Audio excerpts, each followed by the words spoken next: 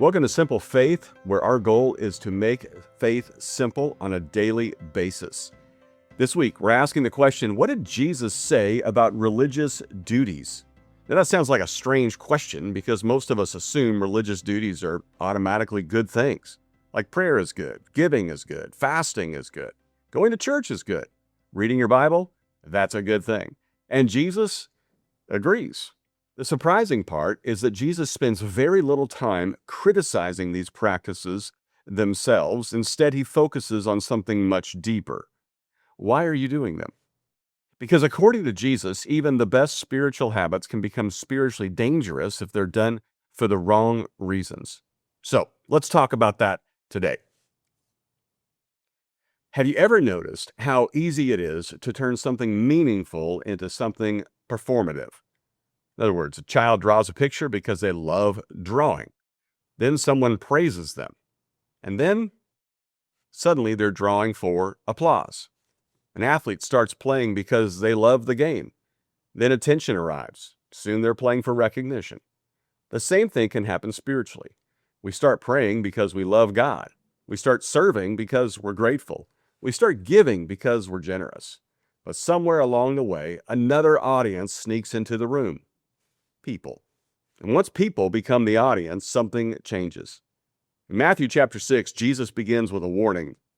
Be careful not to practice your righteousness in front of others to be seen by them. Notice what he doesn't say. He doesn't say, don't practice righteousness. He doesn't say, don't pray. He doesn't say, don't give. He doesn't say, don't fast. He says, don't do it to be seen. Now, does that mean if you're seen, it's disqualified? No. The issue isn't the action. The issue is the audience. It's a challenging thought because most of us can identify obvious sins. We know when we've lied. We know when we've lost our temper. We know when we've been selfish. But Jesus points to something harder to detect: motives. The hidden reasons underneath our actions. The things nobody else sees. Sometimes not even us. Jesus knew religious people have a unique temptation. We can begin using God to build our image. We can use spirituality to look impressive. We can use religion to gain approval. And when that happens, faith becomes performance. The Pharisees struggled with this. Their prayers became performances. Their generosity became publicity. Their fasting became advertising. The activity looked spiritual, but the motive wasn't. And Jesus says something remarkable. They have received their reward in full. In other words, if the goal was attention, you got it. But attention is all you get. God desires something deeper. He wants relationship, not performance, but actual communion.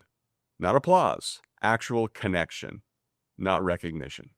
The irony is that religious duties were never meant to draw attention to us. They were meant to draw us closer to God. Prayer wasn't designed to make us look spiritual. Giving wasn't designed to make us look generous. Fasting wasn't designed to make us look disciplined.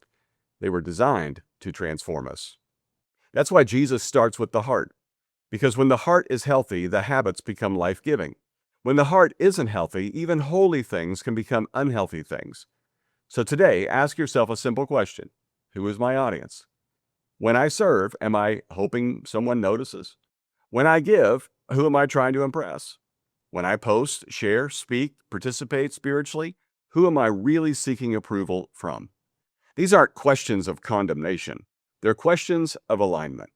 Jesus isn't trying to shame us. He's trying to free us. Because living for applause is exhausting. Living for God is liberating. Here's our spiritual discipline of the week, and it's, sounds strange, secrecy. Secrecy is intentionally doing something good that nobody knows about except God. Not because we're hiding, but because we're training our hearts to find satisfaction in God's approval alone. Today, do one act of kindness anonymously. Pray for someone's meal. Send encouragement without signing your name. Help someone without taking credit. And let that secret become an act of worship. Well, thanks for joining me on Simple Faith. Tomorrow we're going to talk about giving and generosity and why Jesus says the most powerful acts of generosity often happen when nobody can see them. Hey, share this with a friend. Make sure you subscribe. And as always, keep it simple. I want to personally invite you to join Lori and myself on an incredible trip to Italy and Greece happening December 26th through January 4th. Listen to what people have said that went on our last trip and are actually going again. What would I say to people that were on the fence about going to Greece and Rome this winter? If you have the time and you have the ability to go, you should just go. You're going to get more out of it than you think. You're going to be able to hang out with people that you don't normally hang out with, but guess what? They go to the same church as you. I would say that it was well worth the investment. For me, reading the Bible for years, you get pictures and images of your head of the stories that you're reading, but actually being there, walking and seeing the sights, smelling the smells, hearing the sounds, it's just immersing yourself. It just adds color and text, a lot of context to what you're reading. This is a potentially life-changing trip that you do not want to miss out on. Simply text the word Rome, R-O-M-E, to 55757 to let us know that you're coming. Lori and I would love for you to experience this journey with us. We hope to see you there.